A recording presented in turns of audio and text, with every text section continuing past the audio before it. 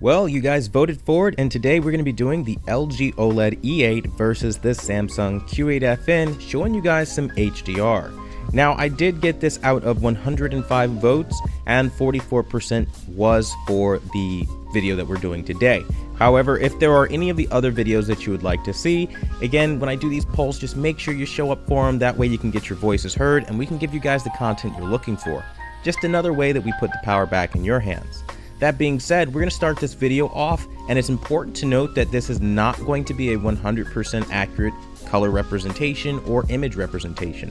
Limited dynamic range does play a factor when we are doing comparison videos, especially, again, we're doing a secondhand feed from a camera, from a TV. It does get a little sloppy there, but what we're going to be doing is trying to show you guys some of the differences. So follow the commentary until the end and get the full scoop. And with that, we're going to get started.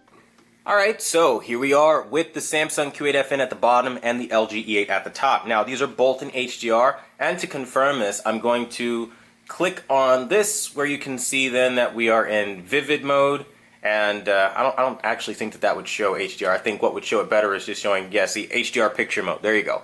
So we can see that the OLED is in HDR picture mode, and I'm choosing vivid because no matter what, you can't calibrate the OLED for whatever purpose, so you have to get really good with just dialing in settings.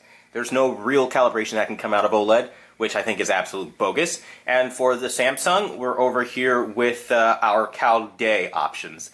Now, for those on the Samsung side of things that would like the settings, you guys can just pause the video at any time. I'm just going to gloss over the Samsung settings here. I'll do the same with OLED since, again, there's nothing like crazy special about these settings at all. They're just generic settings, nothing crazy. Now, when I go into my white balance here, I did my, actually, I didn't do a grayscale calibration, so there you go. I just didn't do anything for it. I just kind of just dialed in settings and let that do what it do, basically. You know what I mean? I'm not going to go too crazy into it. I know when I do the grayscale calibration, it's a little bit of a difference here and there, but for your intents and purposes, you can copy settings, but you can't copy calibrations anyway, so don't really get hung up on the fact that I didn't do all that. And I didn't do it for the LG either, in case you guys were wondering, and you guys can see, like, more or less this is what it is, and a lot of options are grayed out. I really hate that. You can't even access the advanced controls in Vivid, which would let you adjust white balance and all that. So you're really at the mercy of LG on this one. And again, this is just kind of one of my things where I really don't like that a lot of the options are grayed out on OLED. But now that being said, we're going to talk about some of the differences between what I see at the top and the bottom. I am running with some pretty limited space here, so I'm going to try to do this the best I can, guys. So we're just going to have to make do with what we've got, and I'm going to kind of have to pan up and pan down to see if I can get a better angle on this. Now, what I'm going to try to do, I'm going to try to rotate the tripod base here, and I'm going to try to slide it back a little bit further. I don't know, maybe that helped out a little bit. You guys will let me know in the comment section if it helped out a little bit. I think it helped out a little bit more, being able to slide that tripod base back just a little bit more.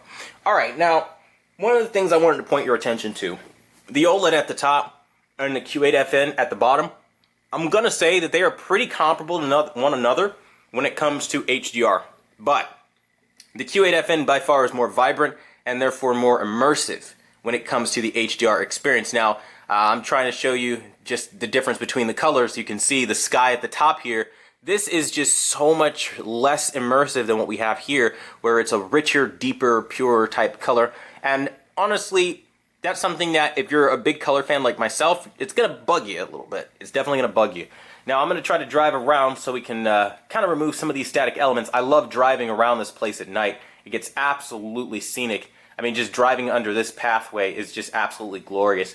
Both TVs do fantastic. Now, while I'm riding around through the city, I can't help but notice, now that it's dark out, OLED is dominating the Q8FN when you talk about the black levels, obviously, because it's self-emissive. But what does that mean for you? It means when I'm riding around, the reflections popping off of the roof of this Lamborghini is you see everything. I mean, every little reflection. And that's something you're going to miss out on, you know, not having an OLED technology, you know, not having something that's able to, again, pixel-based dimming it's just not going to be there for you. And I think that's going to be your biggest deterrent there. You're not going to have that ability to say, hey, listen, I'm going to shut these pixels off and I'm going to show you everything as it was supposed to be rendered. And that's the benefit here with HDR on the E8. Now, I see a lot of people saying that these panels are basically the same as the B8 and the C8. That is not true. And I've really got to, tell that to a lot of people, because people think that they can literally just go and buy any B8 or C8 and experience what I'm getting here.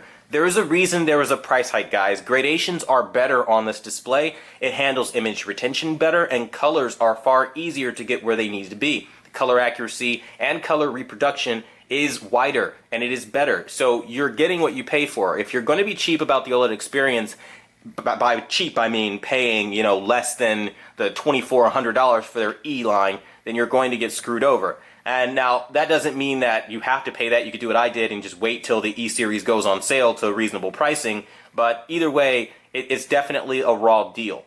Now, that being said, though, it's important to understand, both TVs are looking absolutely insane. I love the fact that the QLED has these insane reds, and colors are extremely vibrant. More vibrant than what you're going to get on OLED. But similar to what I've always said, OLED has been like the television for fine detail.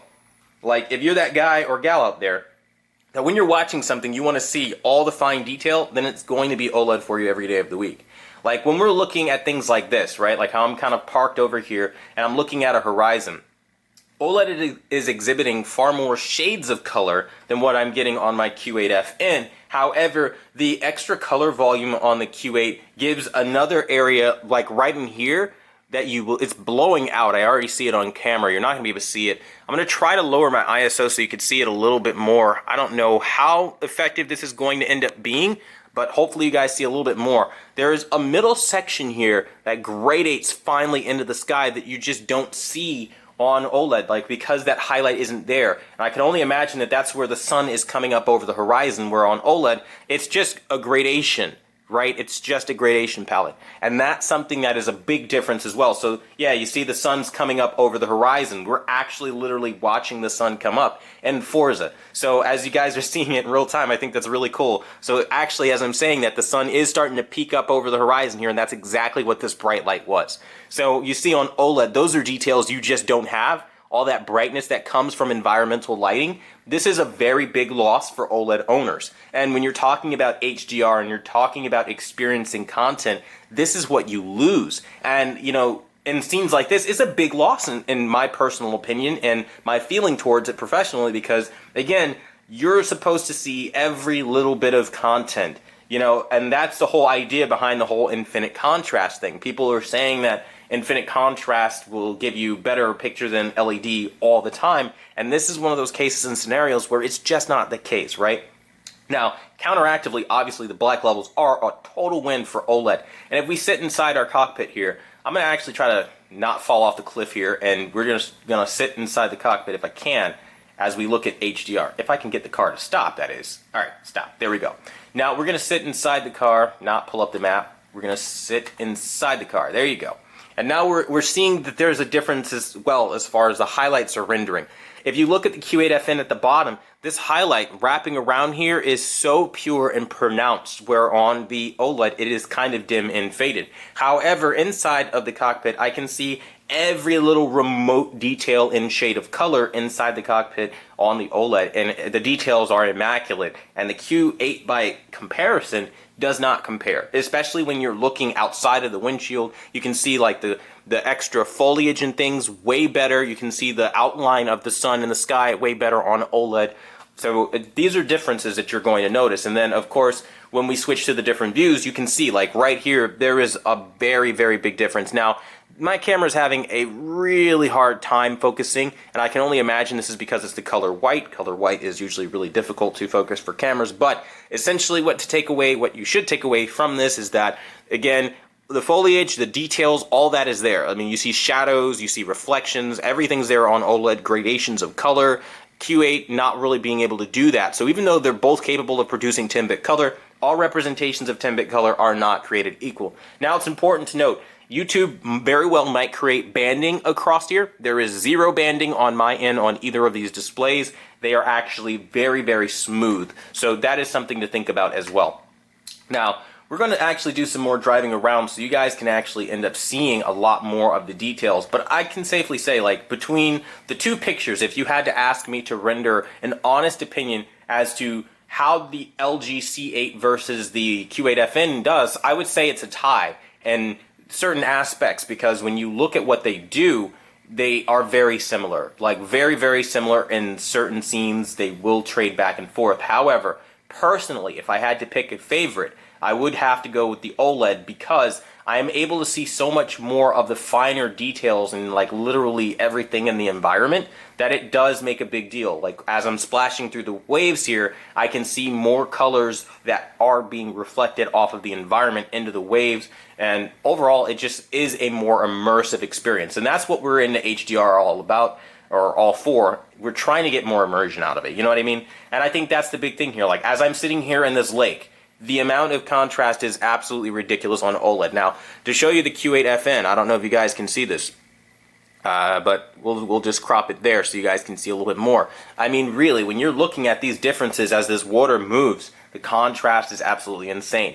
The Q8FN, though, is very vibrant and it is great, but honestly, OLED is doing a good job. So even though OLED wasn't calibrated, and neither was the Q8, but either way, you can still see that they're doing a great job when dialed in correctly. Both are very, very good looking TVs. I just so happen to favor the OLED because look at this picture. I mean, it's undeniable how beautiful this is coming through on my end. Now, I really hope YouTube doesn't do this thing that it tends to do where it makes OLED look really, really dark or QLED look really, really bright. Either way, that's not what it looks like on my end, so please try to follow the commentary. As I stated earlier, the images are looking absolutely incredible, guys, and I think that's the thing here. Like, both TVs are a win. If you have either one of these TVs, you're rocking out with one of the best you can possibly buy, for sure. But, like, there are some things that do go amiss. Now, I wanted to show you what that is. You're missing highlight detail. A lot of people say this on the OLED side, or to OLED owners, and OLED owners don't know what this means. Look at the reflection in the water, okay? That is a bright highlight that on OLED you do not have, like, at all to that degree, like, at all. And the gradations become more intense when you have, again, the bright sun in the sky and the bright reflection off the water. These are the things that QLED does, like, incredibly well and really draws you into your HDR experience, making you feel like you just purchased a truly high-end transformative display. And that's the difference here. That's why people are so excited about QLED, because it has the ability to, it's not about brightness, right? I think a lot of people are mistaking highlight detail for brightness. I'm not saying that this is a great experience because it's bright. It has detail, native detail that is realistic to the real world, such as when the sun glows, water will display a bright reflection. Those are native details to the real world, indicative of realism, that OLED is not able to reproduce. I don't know how it looks on your end, but on my end, there is almost no reflection in the water whatsoever on OLED. Like, practically zero.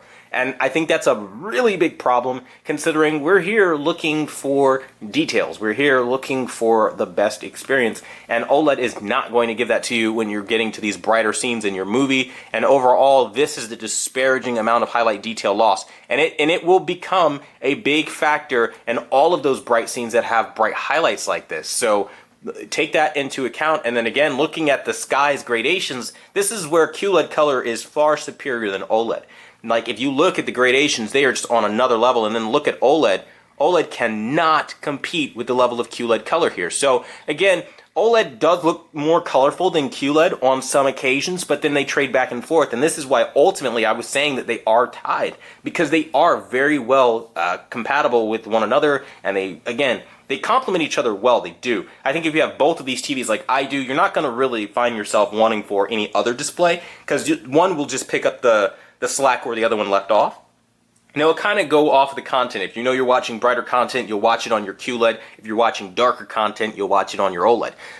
Or you're looking for more detail, you're going to go to the OLED. But the color, the disparaging color difference is my thing. There is a lot of people ignorantly saying that OLED is the king of all displays. It has always had better color than QLED, and you're seeing it here that is a myth that is being debunked.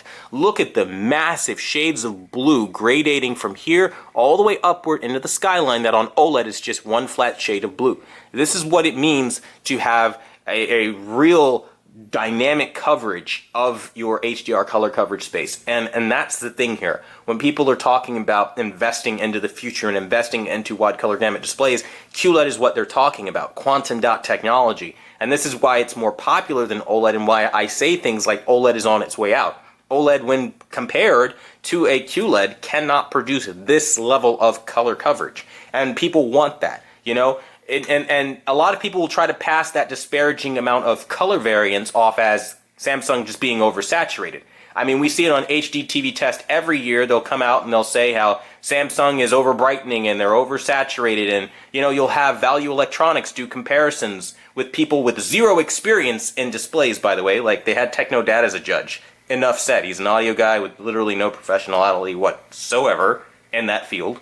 Just saying. But they'll have these guys do the judging and rating of these TVs for whatever reason, whatever end, I don't know or really care. But the fact is, you're not going to get the real information trusting a lot of the mainstream sources or the ISF guys that are very biased in their ways.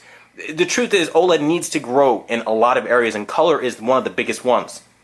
That being said, the black levels are immaculate. As I'm driving around, I don't have a problem with my black levels, but as I'm sure you guys can clearly see from the skyline, QLED has more shades of color. You're missing those rich shades of color, and it's a problem. It's a fundamental problem when you're paying more money on OLED, because had I paid the full retail value, I would be paying $2,499 plus tax to miss those bright highlights in the water. I would be paying that money out to miss the massive amount of gradations you're seeing in the sky right now. Look at this. I mean, seriously, look at the difference between the sky at the top and the sky at the bottom. This is what you're losing. You're fundamentally losing when you don't go with QLED. And if you're going to pay more and lose out, it just doesn't make sense to me. And that's why I get so frustrated with OLED owners, because as an OLED owner, there are details that are going amiss. You don't even have the sun in the sky, okay? Look at this. I don't know how well YouTube will show this, but guys, you do not have the sun in the sky on OLED. Fact. Like, as I look at it right now, I'm going to try to back up. Like, dude, there is no sun in that sky on OLED. But on QLED, it's there, it's bright, it's gorgeous. I mean, I've got my ISO down to 160, so it will probably help you see it a little better. But I'm telling you, let me try to pump my ISO up to where you actually see it on my end. Let's say right about there-ish. I'll drop it at 200. Somewhere around there is what it actually looks like on my end. More or less, it's not a 100% representation, but I'm telling you, you have like a little light, a little tiny faded light in the sky on OLED, but there's this bright glowing sun in the sky on QLED, followed by all the appropriate shades of color that wrap around a sunrise. And that's the problem, dude. Like, you know, OLED is missing the rich shades of color on the ground right now that you guys are seeing. All the environmental effects are not being represented on OLED. And so that's why it's like, yes, I favor OLED for black levels. I think overall it is a very impressive picture. Like right here, it looks very impressive. It does. But then when you look at QLED and you look at all the blue that you're missing out on, that's going to be a problem. And I think anybody who's not going to represent that fairly is just not being honest with you. And I think it's so funny when you watch, like, again, things like the Value Electronics things. I had a couple of you guys message me on Facebook with it. When you guys watch things like that, you're not going to be seeing the real representation. They didn't even give Samsung a win at all in any category. They gave OLED saturation. Saturation of color has never gone to OLED in the history of ever because it does not have it over QLED. That is a fact. Scientifically proven fact. Not biased, nothing. I mean, really. And it's just like the ignorance in the AV community is tribalized to the point where they're going to lie to you so that you believe something or that you go with something that makes them more money year to date. Let's keep in mind, Value Electronics is a retail store. It's in their best interest to sell you the most expensive thing in that store, and lo and behold, if it isn't OLED. So as an OLED owner, I'm telling you, yes, I love the picture of my OLED, but I also love the picture of my QLED, and we need to be realistic about the differences between the two displays because they both do something very different. Again, not a bash on either display, but I can say right now, as I'm parked, You probably will never in a million years see this on YouTube, but the snow is actually twinkling on the QLED at the bottom all over here, where on OLED there is no twinkle whatsoever. Like, there is literally no twinkle. And I think that is something that is very distracting and very disturbing, again, when you're paying the same amount of money. Now, counteractively, as I'm driving through the city and as I'm driving through various events and areas, I feel like OLED definitely has some strengths, obviously, but just not to the degree that people are trying to over-exaggerate. And I think once we acknowledge that, OLED maybe can start repairing itself and improving in ways that would be valuable to us. Now, one thing I want to tell you guys, people are asking, how is the motion on the Q8 versus the OLED? The Q8 does take the cake for motion. OLED does exhibit some ghosting from time to time and some motion blurring that is a little excessive in HDR. Counteractively though, the Q8FN is exhibiting far more blooming than what I would normally see in SDR. And this is attributed to patching because, again, day one I didn't run into this, so all those forced patches that Samsung likes to push out does play a role into your overall HDR experience, where I can safely say that, again, I haven't really run into LG really doing anything yet that I've noticed as far as patching to destroy their TV, because I think they know that they're not in the strongest place to do that to their consumers, right? But Samsung, having the world's market share for TVs, or at least the top market share, they're very arrogant and they feel like they can kind of get away with anything, and they do because people defend them. And I'm not going to defend that practice. I think it's disgusting and it needs to stop. But if you ask me, like, looking at these two HDR images, which one would I want to game on regularly? The answer is OLED, and that is as honest as it gets, because OLED is rendering more fine details, and you are getting more warmth out of the OLED than what you're getting on the QLED.